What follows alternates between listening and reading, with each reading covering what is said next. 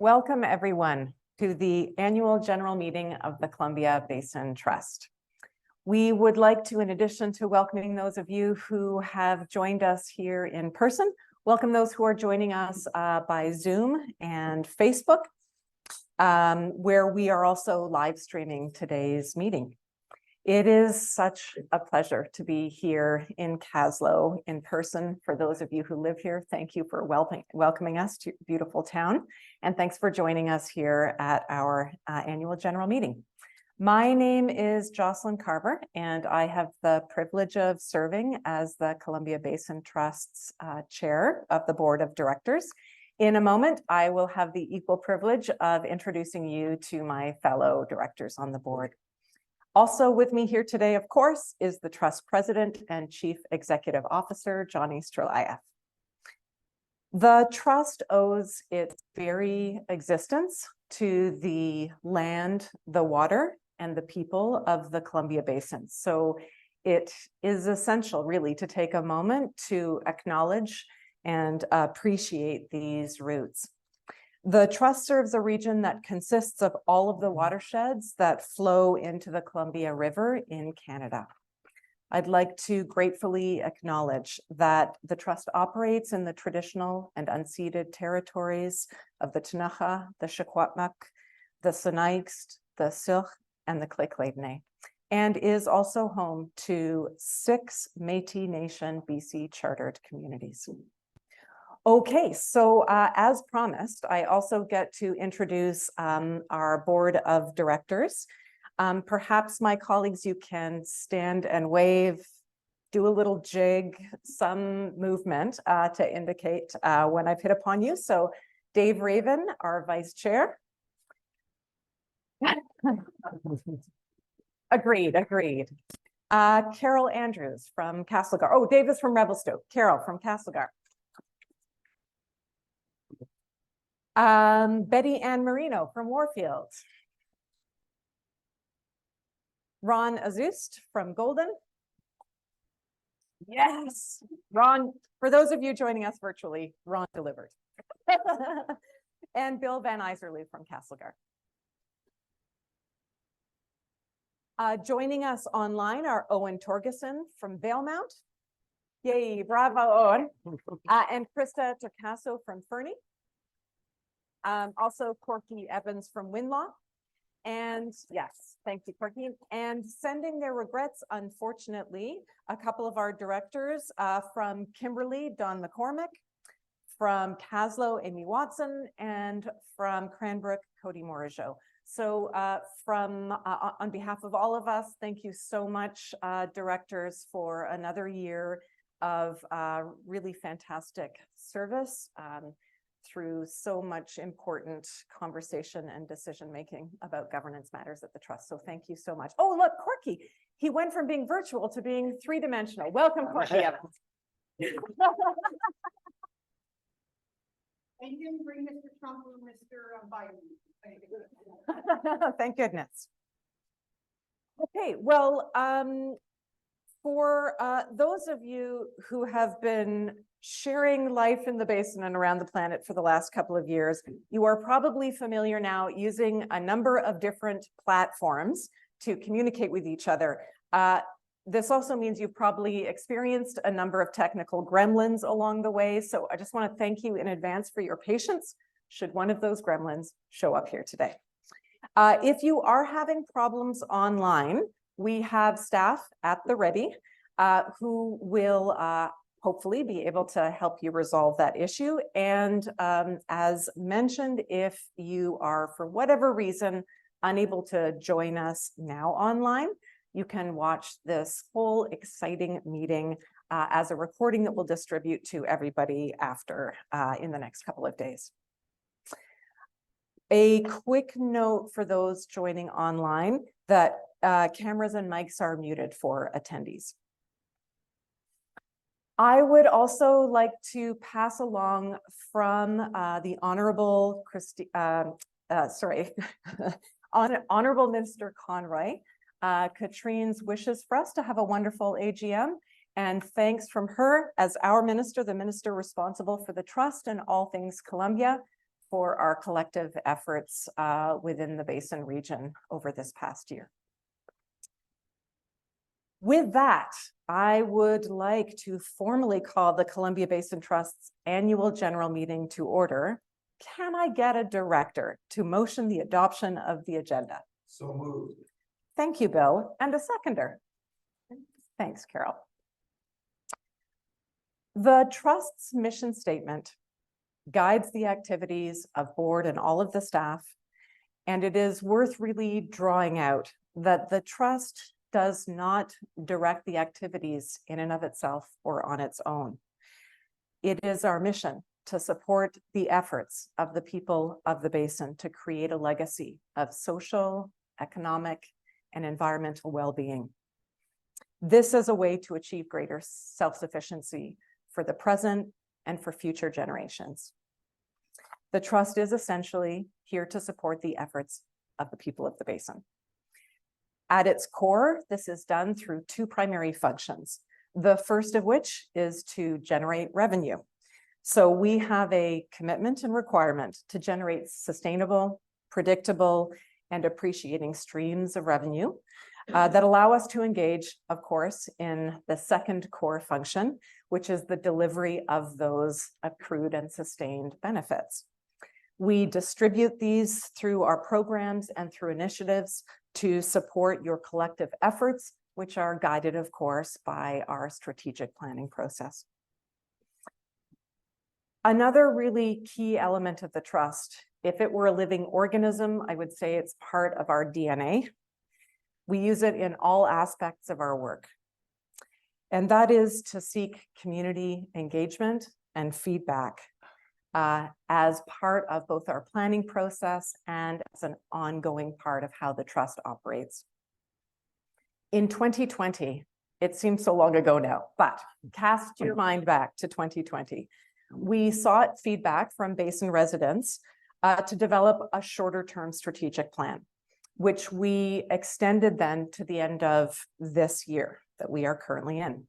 That plan set out 6 priorities, which you will see on your screen or up here at the front: community well-being, ecosystem enhancement, high-speed connectivity, housing, local food production and access, and support for business renewal. The plan also includes 2 priorities that we call integrated priorities. We use those and integrate them into all aspects of our work across the whole region that we serve, and that is climate resilience and working together with Indigenous peoples. Okay, so keeping that in mind, as well as some of the successes, projects, and initiatives from the prior period, why don't we have a look at just how far we have come together as people in the Basin. There's nothing like a few metrics to help tell the story on top of all of the real on-the-ground stories of these successes and achievements of people in the Basin. So as you can see here, since 2015, the Trust has provided over $530 million in total benefits across the region, including grants, capital investments, new business loans, real estate, and in so doing also supported more than 18,400 projects. That graphic highlights some of the positive results we've seen in the work that we've done with residents. It is a commitment, as I mentioned, of ours to continually engage with Basin residents. However, I think we really doubled or tripled or quadrupled down over the last few months as we launched a community engagement process called Our Trust, Our Future. This for us as board and staff at the Trust was such an honor and a real highlight in terms of our ability to come together with our neighbors down the block, in the community next door, across the mountain pass, up the lake, to reconnect and celebrate our achievements and our communities and as people of the Basin, and also to reconnect with friends and neighbors. For many of us, it had been a while since we've been in a big room full of people celebrating talking and planning for the future. It really stood out for me. And I think I can speak on behalf of the full board, what an experience it was to engage in our Trust Our Future. And I'll just mention a couple of highlights here. We put on 23 community meetings. There were 11 pop-up events throughout the region. We had one incredible Basin Youth Summit, and not one, but 3 Trust Symposia. We had lots of online conversations, virtual discussions, and for the first time really in several years, we're able to have, oh gosh, a word that is sometimes overused, but I'm gonna go for it anyway, robust conversations with people all across the Basin region. One of the takeaways was really how important connection is to the work that the Trust does. Seeking your input on our next strategic plan is, of course, a cornerstone of how we operate, and we are so grateful for the more than 35,000 thoughts that Basin residents contributed to the feedback process. Thank you all for your engagement.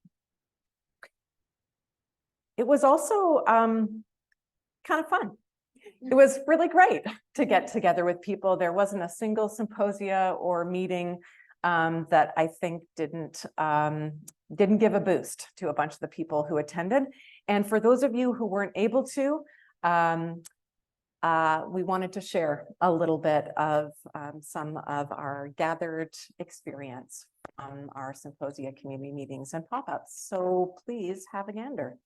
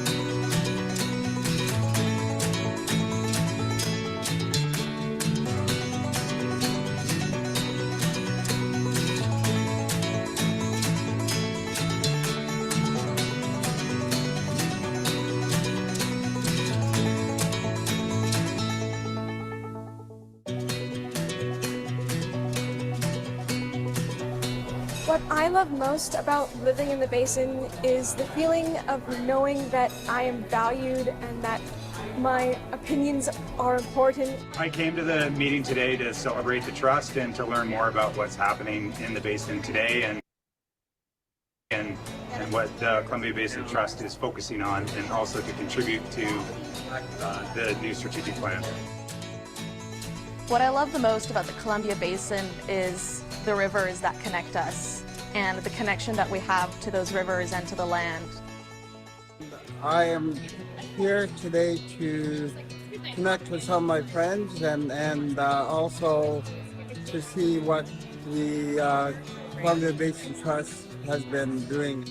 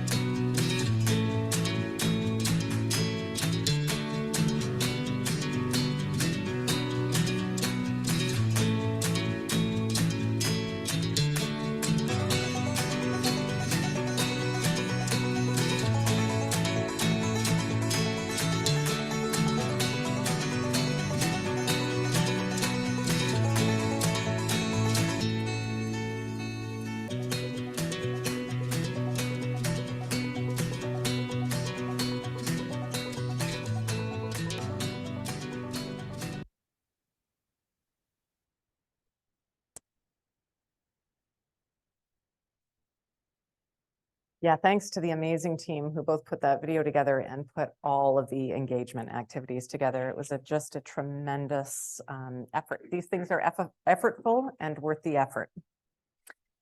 And as we embark on the process of our new plan, we continue to invite residents of the Basin to engage. So we have a draft plan now, and we are inviting all of you, please, to share your thoughts before we finalize it later this year. So as a reminder, we're asking for input on the draft Columbia Basin Management Plan, CBMP plan, before September 20th. For those of you joining online, I think a link will show up for you. Thank you to everyone, all of you who have taken part in shaping your communities, in shaping trust priorities and projects, and to all those of you already and in advance for participating in the visioning for our next step. Each voice and step counts. Okay, and now I'm so pleased to introduce our incredible President and CEO, Johnny Strelayev, who will guide us through a financial review of the 2022-23 fiscal year. Over to you, Johnny. Thank you, Jocelyn. Welcome to everybody who's joining us here in person in Kaslo. It is absolutely wonderful to be here. And for those that are joining virtually, you're missing Kaslo, but I'm pleased you're able to join us nonetheless. As Jocelyn said, my name is Johnny Strelayev. I've had the privilege of being with Columbia Basin Trust since 2005, and I'm currently President and CEO. So before I begin, I do just want to offer a reminder to those that are joining us virtually that at any point in time, you can submit a question. Use the Q&A box in Zoom or in the comments section of Facebook, and we're going to catalog those questions and have them available at the end of the presentation.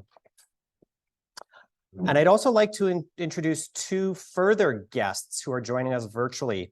Ryan Hulstein and David Bond are joining us from KPMG, the Trust's auditor. So Ryan and David, are you able to hear me okay? I can, yeah, Johnny. Just myself, Dave Bond online. Okay. Well, thank you, David.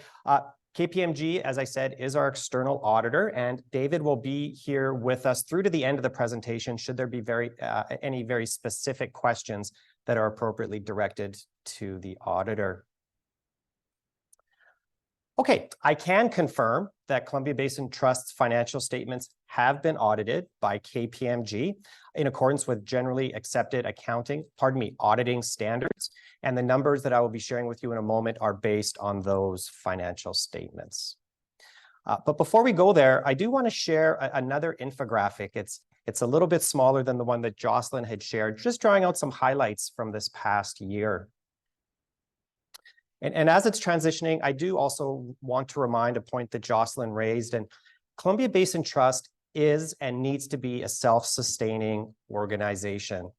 Every dollar that is generated to support community work or repay debt that we have or reinvest in the power projects we own or pay our staff has to come from the return on our investments. There are no other forms of revenue coming from taxation or grants from other sources. We have to generate the money from our investments. And we have three categories of those investments. And the largest by far are our power projects. These are 4 hydroelectric power projects that we own in partnership with Columbia Power Corporation, an agent of the province of British Columbia. And we share the returns from those 4 projects on a 50-50 basis. Last year, the return on those investments was about 11.4%.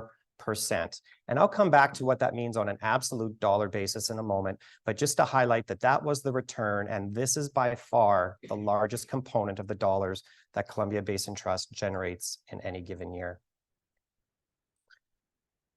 Our second category of investment, we like to use fancy terms. We call them private placements, and this is an investment term for loans and investments we make in partnership with basin-based businesses and investments in real estate in the Basin area. Last year, this generated a return of approximately 4%.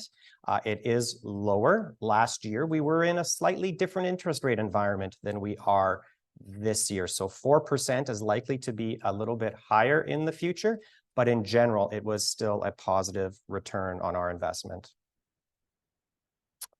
Unfortunately, last fiscal year was a bit challenging for our market securities. So we do have a small portfolio, relatively small portfolio of publicly traded stocks, bonds, and securities, not dissimilar to what many of us would see in our RSPs or in our pensions. And last year, we had a loss of approximately 4.4%. And this is generally what was experienced in markets. What I can say, well, two things. One, a reminder that it is a very small portion of our investments. But secondly, over the course of this year, we've already recovered that loss. And again, those who do have investments, you likely experienced something very similar. So in total, these investments allowed us to deliver more than $82 million back to Basin residents, communities, and organizations. And this is also an opportunity to remind that grants and initiatives are our most commonly understood, known, connected with way of supporting community work, but it's not our only way. So last year, those grants and initiatives were about $57 million, pardon me. So whether that was work happening in the arts, culture, and heritage sector, trails work, I know many residents here in Kaslo will be familiar with the READY program, previously CIP, Community-Based Decision-Making Program. Those are all examples of grants and initiatives that Columbia Basin Trust has the privilege of funding alongside our partners and communities. And we have a little bit more than 60 active programs and initiatives. But that isn't the only way that we could support community efforts.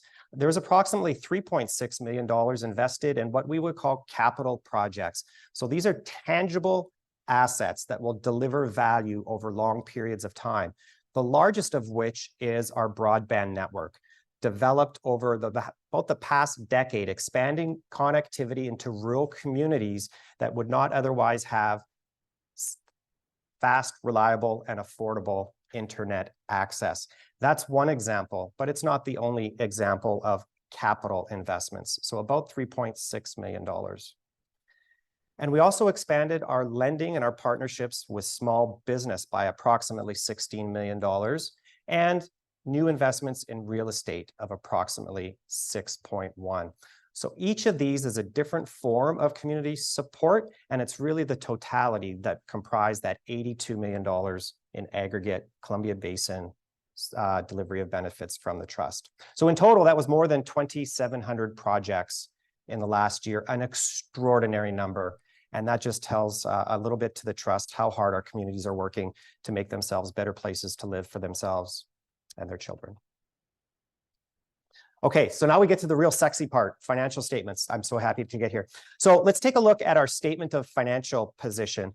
And we're going to present it in a summary form. And for those less comfortable with financial statements, this statement in its fundamental form just shows what we own, what we owe, and the difference between the two. So you'll see the assets shown at $1.2 billion, just over $1.2 billion. Now that's a book value. That represents the costs of, in large part, building the hydroelectric projects that I mentioned earlier, less depreciation over time. What I can say and remind is that is book value. That isn't true market value. And I'm comfortable saying the true value of those assets for Basin residents is at least double, almost certainly closer to triple the value that we show on our financial statements.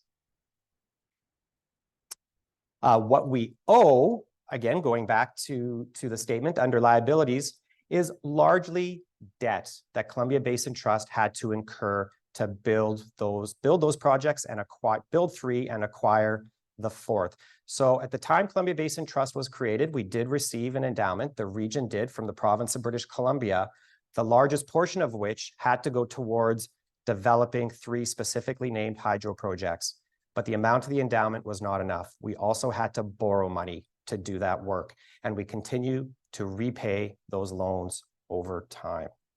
The net, the difference, if you will, between those two is approximately $530 million. Okay, let's pivot to a statement of operations. And again, moving away from the accounting lingo, really what a statement of operations shows is all the categories of revenue that are earned, all of the categories of expenses that we incur, and then the difference between the two. So total revenue year over year was basically flat at about $95.7 million. And while we can never predict with absolute certainty in any given year the amount of revenue that we'll generate, we do have a fairly good idea. And what I could say with virtual certainty is for the next few years, there's only expected to be modest growth in revenue, a couple % per year. So no large increases are expected over the course in the immediate term. And you can see then the significant amount of revenue that is generated from our power facilities, almost $83 million, a huge part of the legacy in the region, those 4 hydroelectric projects. Our expenses of $86 million were slightly lower than last year, largely due to a reduction in program and initiative expenses. This goes back to what I described earlier, that category of delivery of benefits. It's going to vary in any given year, but a reminder that it's only one way to support community work, those grants and initiatives and project supports that are expensed in a year. So the result is a net operating surplus of approximately $9.7 million. And I'll remind again, this could be a little bit misleading. Some may say, oh, wow, that's an extraordinary bottom line. But out of that bottom line, we were required to do several things. What's not shown on the statement is our requirement to repay the debt that I mentioned earlier, to reinvest in those power projects, to make sure they're maintained for future generations. That's not reflected in here. The loans in partnership with businesses is not reflected in that $9.7 million. This is simply the difference between revenue and expenses. So those are numbers, and numbers are important, but numbers really don't tell stories, or at least they don't tell the whole story. And let's shift away from these statements and show some highlights of what 2,700 projects in a year actually look like.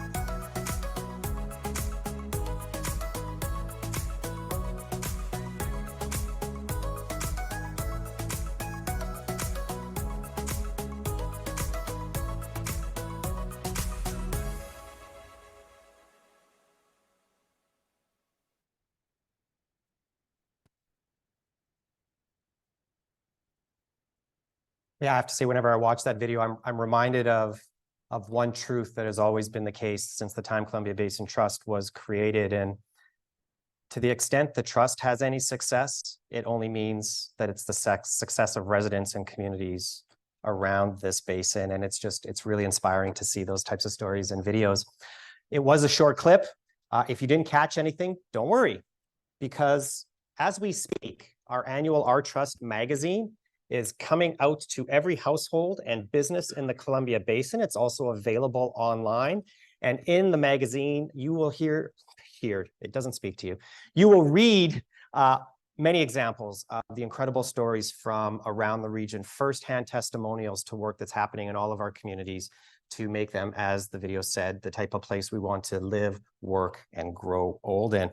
I'm also pleased to say that profiled in the magazine is Kaslo's very own Langham Cultural Center right here across the street. And if I'm not mistaken, congratulations are owed, as the center was named one of BC's top 100 buildings by the Architecture Foundation, an incredible community and heritage asset here in Kaslo.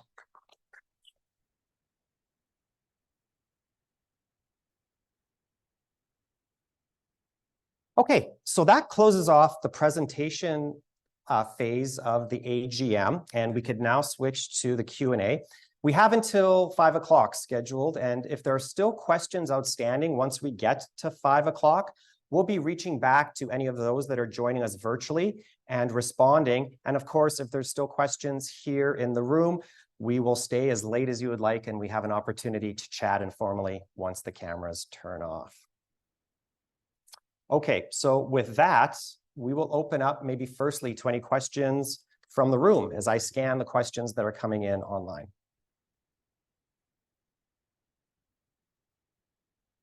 Please, Corky. Director Evans. Just get the mic first. Oh, okay. Yeah, sorry. For those of you who are here in the room, we do have a mic. And even though I know we can all hear ourselves in this room, we want to make sure that people who are joining virtually can also hear. It says that the trust made $81 million from power projects. Can you explain what the province made and what is the relationship with the province? And then could you finish by saying, have they made everything they ever gave us at the beginning back? Thank you, Corky. I'm going to assume everybody in the room was able to hear that question. So the relationship between Columbia Basin Trust and Columbia Power Corporation, the province in effect, and the power projects, we are 50-50 partners. So as we earn $1, the province earns $1 that goes back into general revenue for the province of British Columbia. When the trust and Columbia Power were created in the mid-90s, there was an endowment of $500 million to both corporations to invest in the development, construction of 3 hydroelectric projects. We also ended up acquiring a 4th.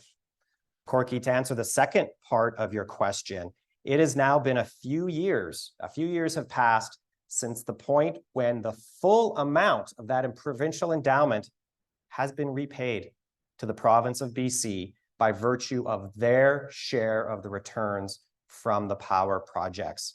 So this region could stand proud and say, yes, an endowment came from all residents of BC when the trust and Columbia Power were created. It's been paid back. It's been paid back through the success of the hydroelectric power development and the partnership between the trust and Columbia Power. So the $81 million, is that 50-50, or did they also make $81 million?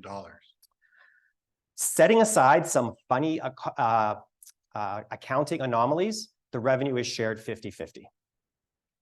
Yeah. Thanks. We have a couple of other ways we generate revenue as well, right? So our revenue is a little bit more diversified, but yeah. Hi, this is Andy Shadrack. A number of years ago at a symposium, I asked, are we continuing to grow the capital? I know we give so much money away, but we also need to continue to grow the capital so that as inflation eats away. So how are we doing on that front? So Andy, I think that is an excellent question, Andy. And We are right now living in probably the worst inflationary period in a generation anyway. And it is critical that we continue to grow our investment portfolio so our children and grandchildren continue to receive the same benefit as current residents after taking into account the effects of inflation. So a couple of the numbers that I mentioned earlier, Andy, our investment in and with Basin businesses and in real estate not only have community benefit in terms of support for those businesses, those are done on a commercial basis to generate a financial return and increase the size of our investment portfolio. Your question is so bang on, and it has to be something we continue to focus on. A portion of our earnings each year needs to go back into reinvestment for our kids, grandkids, and hopefully their kids thereafter. I don't know, Jocelyn, if you had anything you wanted to. I mean, for lay people like myself, I think about it as, for many of us, if we have the privilege of owning a home, we know what it means to invest in the longevity of that capital asset. And we have these 4 incredible revenue generating facilities that need to be cared for in the present and for future generations. And that is no small task, and a significant part of the responsibility of the board and staff to ensure that we are doing our best to maintain the integrity of those revenue generating assets.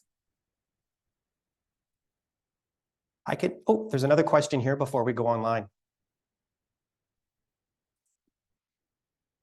Sheila Hagedorn of Kaslo, now a taxpayer for the hard right. They always want to know where you pay your taxes. I am not hard right politically. Anyway, compliments to the trust for funding the programs for our youth. I realize there are several challenges. Climate. Everywhere I go in our region, I'm a career educator, have more recently done work with the RCMP than being in a classroom. Everywhere I go, as recently as New Denver yesterday, and discussions with RCMP and community members, the narcotics and the effects of our youth. And it's huge. Public education is a good start, and I applaud you for putting money into spaces for early childhood education in this community. It's going to make a difference.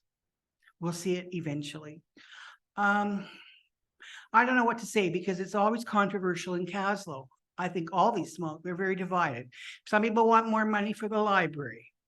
And I tell you, when the announcement was made that, am I correct, this was the CBT board in the village buying the lot for where the potential library will go? Is that correct? The lot of the block of Front Street. Yes, it is correct to say Columbia Basin Trust made a contribution to it. We didn't buy it, but make a contribution. I see, I understand. Correct. So there was, as there always is in this community, division. Why are they doing this? We don't have housing. It goes on and on and on. You know what, if I could interject with it, I think people who are new to our region and our province, especially when they're coming from other, they need to understand on what basis Columbia Basin Trust was set up. They need to understand. They have no idea. And they don't get it. I walked away from a person, when law visiting Kaslo, I'm mad because I can't get grants. Well, then take it up with proper people.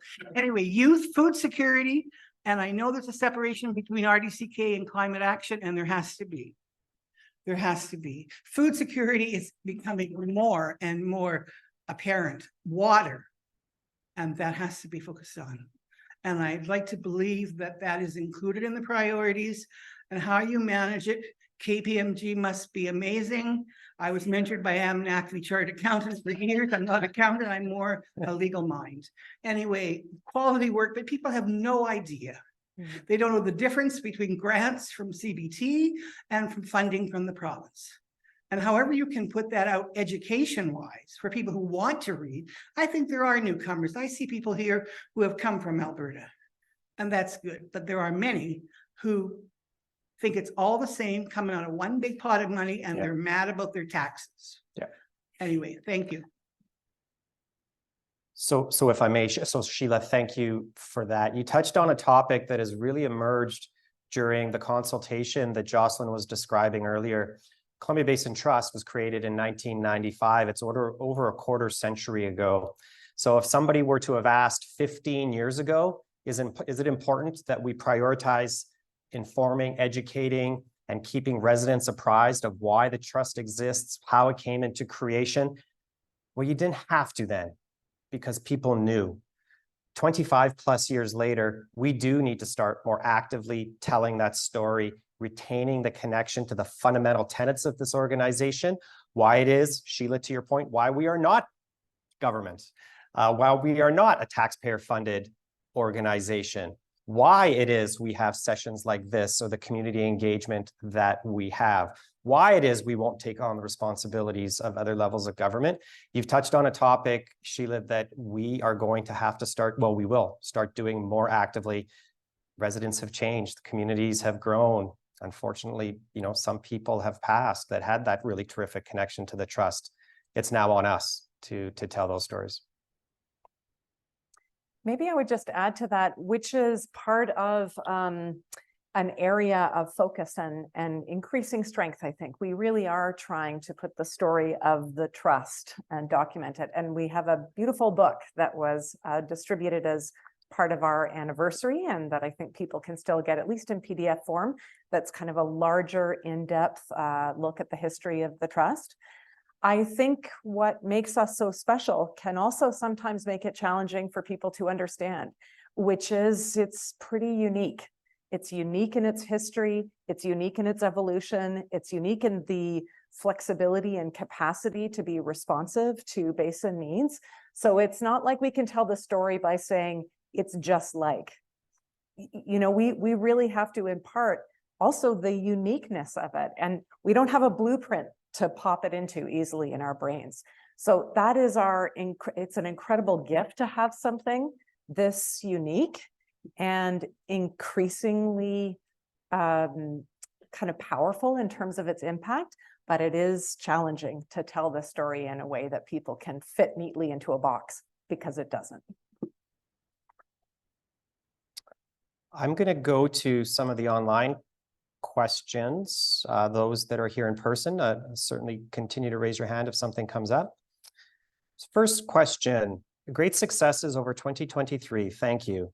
What role or influence does Columbia Basin Trust, through its hydroelectric projects, have in the decisions made regarding water outflow rates and timing from Huquinley Side Dam? The devastation this summer resulting from rapid lake level drops upstream starting end of July to current have been significant from both an environmental and economic perspective. Want me to start? I can. So,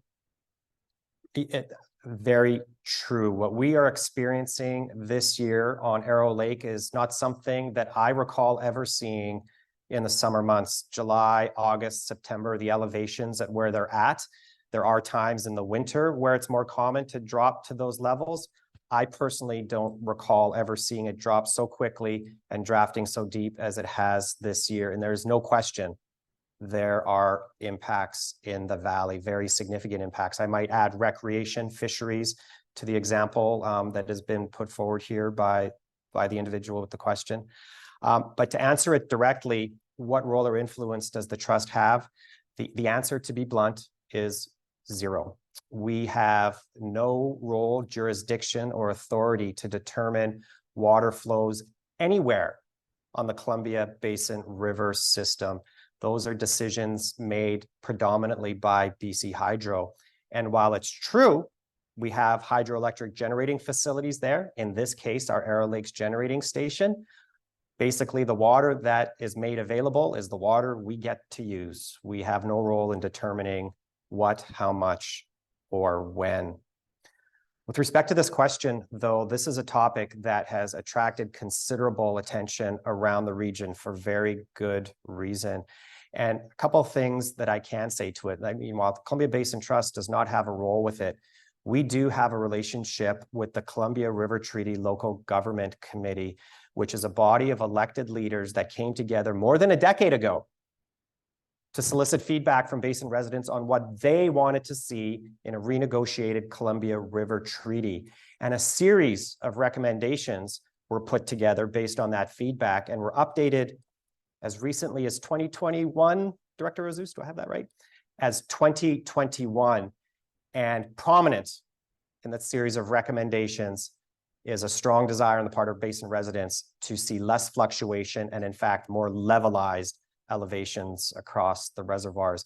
And the other thing I could say for certain is the Columbia River Treaty negotiating team are acutely aware of this issue. Again, we don't have a role in that negotiation, but I know for certain that it is prominent on the list of matters that they're wanting to negotiate with the United States. Jocelyn. Maybe I'll just add that issue in its own unique geographical form is true also for people who live around the Kinbasket Reservoir or other parts of the Columbia River that are impacted by damming and water levels. So this is another way more broadly that we share the complexity of living along the Columbia River and its multiple dams.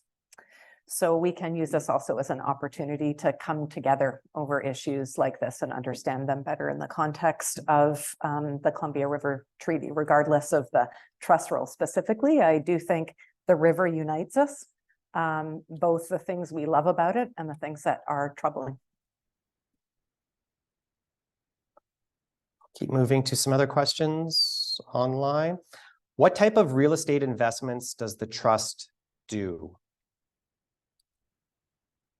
So I would put this in two categories. We make a series of investments for purposes of generating a financial return. So we will buy commercial real estate with tenants, and we will be a landlord, and we will collect rent checks, and we will manage that property as would any other commercial landlord.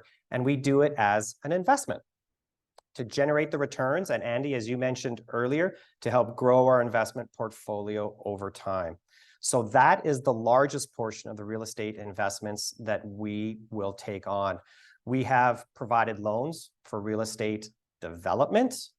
We have also, outside of our investment portfolio, in certain instances, bought real estate. And a great current example is the Creston grain elevators. For those that are familiar with the community of Creston, the two iconic elevators at the entranceway into town, two of the last four, Amy, help me out, in British Columbia, standing wood structures, they were at risk of falling into complete disrepair, and a decision was made to purchase and rehabilitate. That's work that's underway right now and largely complete on the red elevator. So that was not done as an investment to generate a financial return. That was done to preserve the heritage value of that particular piece of real estate. No further comments. No. Okay, there was less, sorry, just look at the audience. Okay, there was less funding dollars for programs last year. How did you determine where to cut? Again, I'm happy to start if you'd like. Yeah, if you want to start, I'll follow up. We asked the board to do it. How about I do one of those jig things now?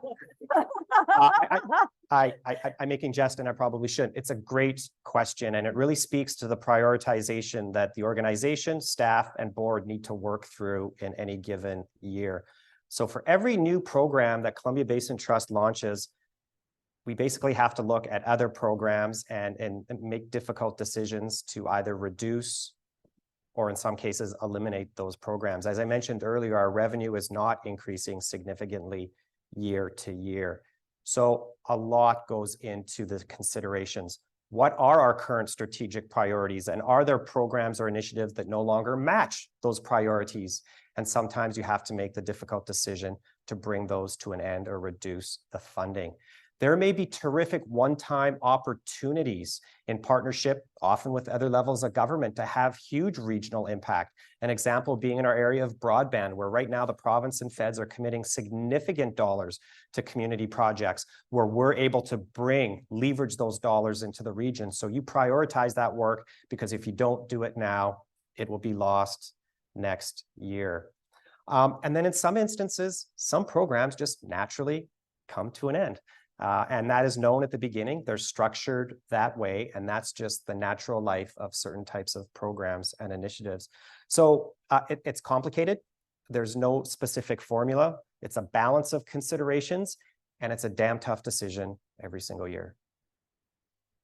I think I'm probably essentially reiterating what Johnny has put so clearly, but you know, it really is a cascade that begins, of course, always and continues on with feedback about the social, economic, and environmental priorities, dreams, hopes, and dreams of people of the basin. The directors then, with support from staff, identify how can we provide strategic goals that are in line with that feedback, and it cascades from there. In that sense, it's a very logical progression of getting refined over time until there's something that you can actually operationalize and roll out. To Johnny's point, though, you know, that kind of relatively static revenue, if we were to look back over the trust revenue curve over many years, we would see it increasing, and sometimes much faster than what we're talking about over the next few years. So we really are preparing ourselves to and challenging ourselves to make the most impact with the relatively the same dollars. We also know, I think all of us are recognizing the only constant is change. And the trust doesn't get to step outside of that reality. We have to roll with that reality as well and identify where has change happened externally. What does that mean for us in terms of what we can offer? Where have residents and their priorities changed? And how can we evolve and adapt to those changes? So I know that sounds very general, but that is really it in essence. We try and capture that at a strategic level. And then we try and work towards clarifying down to the point where we have specific programs and initiatives and investments that flow from those goals. Thank you, Jocelyn. Your worship. I need to wait for the mic. If you could please, just so everybody online can hear you clearly.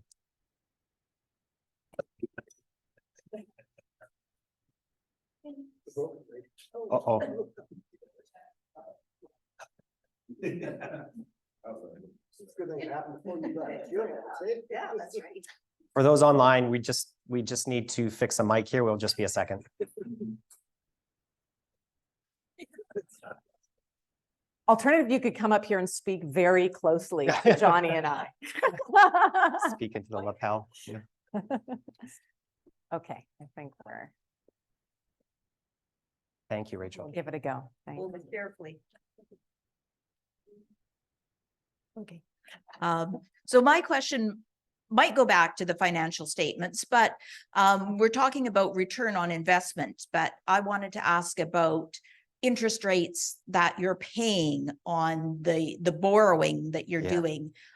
Is that, I'm sure it's factored in, you must have a 5-year plan that sort of looks at that kind of thing, and that would obviously have an impact on the benefits that can flow out. So a great question. It's a financial question. I love these questions. The largest portion of the debt that we currently have, we took on to repurchase a portion of the Juanita expansion projects, one of the 4 that I mentioned earlier, that was previously owned by Fortis. So in order to buy them out, if you will, we had to borrow money, and it was about $660 million to repurchase their interest. Thankfully, it was in a very different environment that we're in today. This is a couple years ago, and the cost of that debt is about 2.5%, and it's fixed for the entire life until it is repaid. So yeah.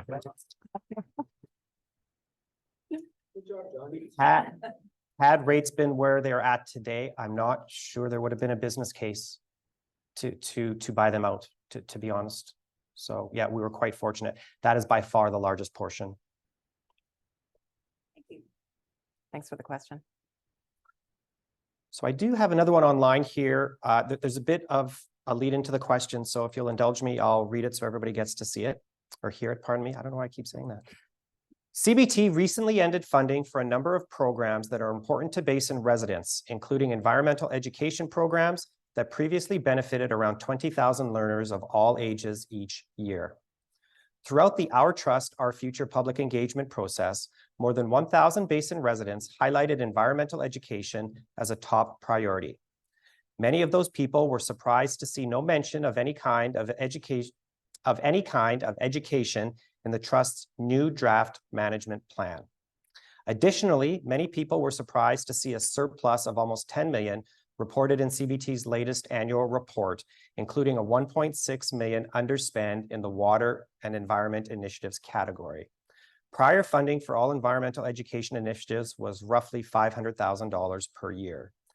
Given the high demand for environmental education from Basin residents and the availability of funding, would you be open to supporting environmental education programming in the future?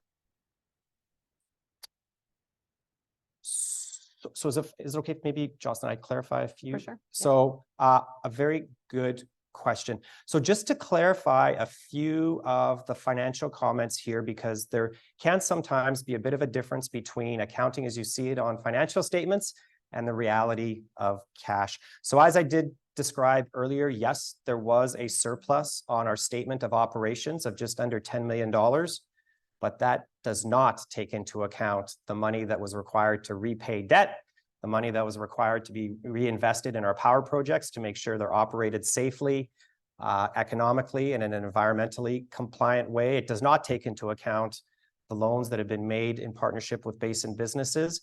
So that is one instance where looking at just one statement could kind of mislead to say, oh gosh, there was all this leftover money. And that was not the case.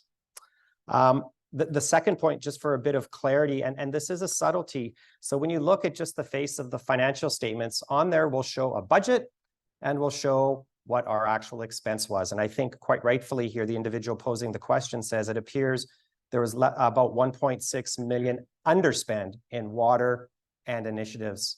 And in actual fact, that's not the case. That has a lot to do with timing.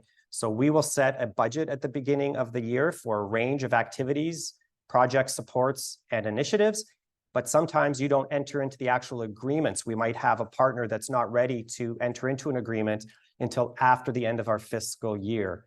The project still goes forward, but the fact of the matter is it happened after the cutoff for our financial statements. So in any given year, you could see some variability to budget relative to what we had in delivery of benefits. It's better to look over the longer term, because I believe last year we showed that we were over budget in environment and water support, and that was also due to timing. So just a few clarity points there. And Jocelyn, I could speak to, or did you want to? Sure, and then just, I can just keep add, rolling. yeah, Okay. yeah. So yes, environmental education is one of many different priorities that emerged, as Jocelyn mentioned earlier, more than 35,000 individual points of feedback over the course of the engagement. It was one of many diverse priorities across the region. That was absolutely heard. And it is true that there were a small number of programs that have been provided support for, oh gosh, more than 10 years, Amy, that had come to an end this past year. So that input is part of the broad bucket of input that the organization is having to review, consider, and make decisions on in terms of how are we going to recognize and prioritize what Basin residents say is most important in their communities. So in terms of saying, would we commit to supporting environmental education in the future? Well, I think it's a bit premature to even address that question. We are still soliciting feedback on the draft plan, but we'll have more to say on that by the end of this year or the beginning of next, once we've had a chance to take that feedback and the board's had an opportunity to review and endorse that longer term plan. I think what I'd add to that is, I like to reiterate, so I'm going to do it again. The challenge, which is still a privilege, of having to decide where these revenues, how we will distribute them. Like, what an incredible honor it is to have the opportunity to do that.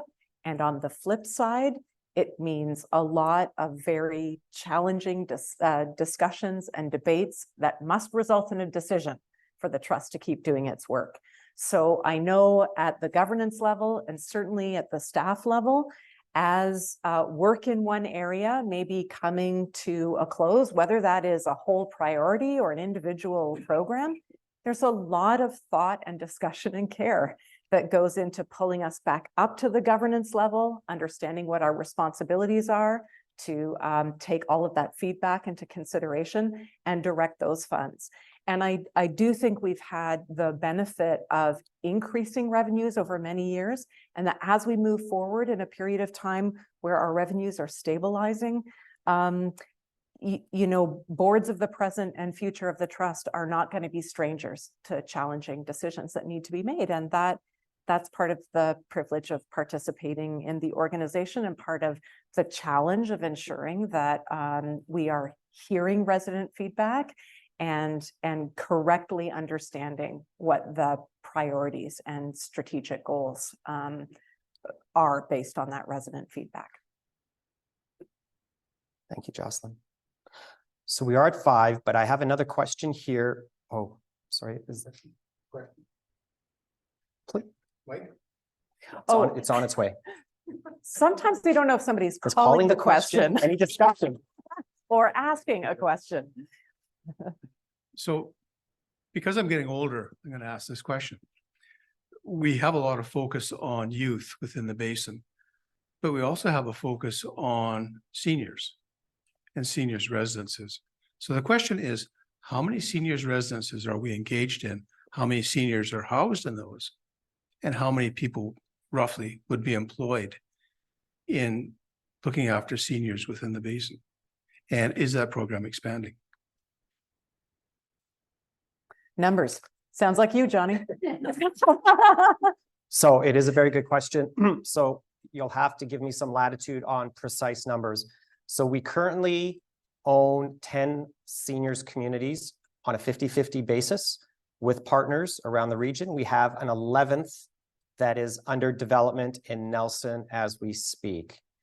Currently on the ones that are developed in operation supporting families, I believe it's just over 1,000 units of housing. So 1,000 families, if you will.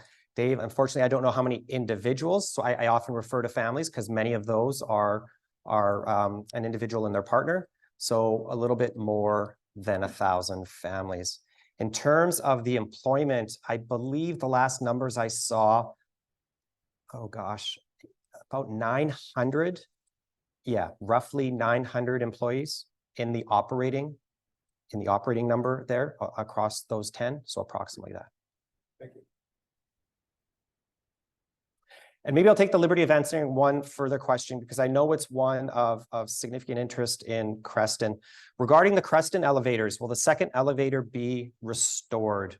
So as I mentioned earlier, I think many will be familiar with the 2 iconic elevators, and we have alongside other partners invested significant dollars in restoration of what's become known as the red elevator. Immediately adjacent is what's become known as the white elevator, which is in structurally very challenging condition. It is possible that a difficult decision has to be made about the future of the white elevator.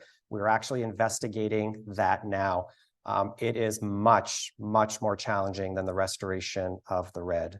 So we don't have a definitive response to that question, but I do just want to say that it's very difficult.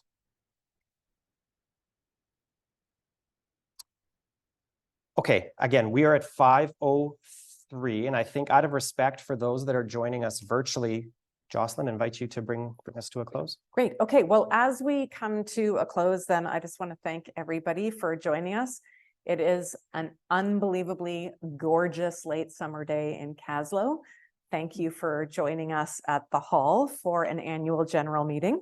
You know, not broadly known as the most exciting event available, but I hope we have delivered to some extent on your expectations. I really want to thank the board for their continued dedication, commitment, and good humor that they bring to the responsibilities associated with governing the trust.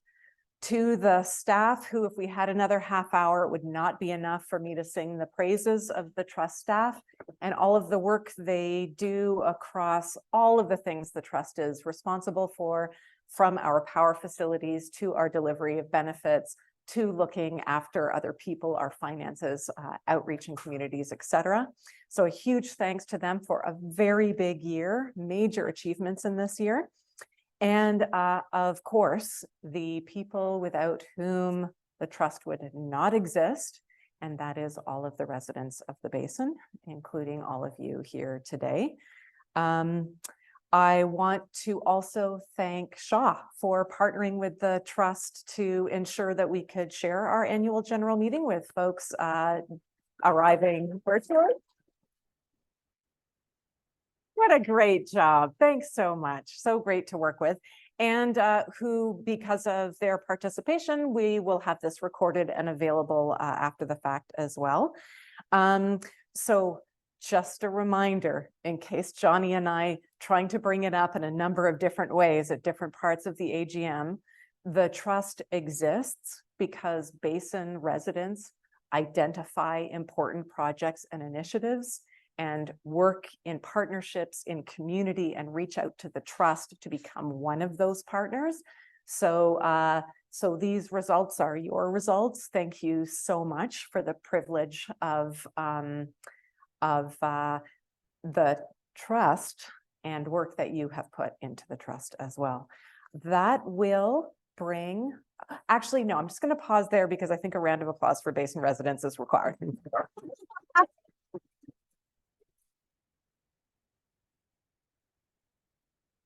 Okay, with that, I will bring the annual general meeting to a close. Wish you all a wonderful evening and even more better multiple tomorrows.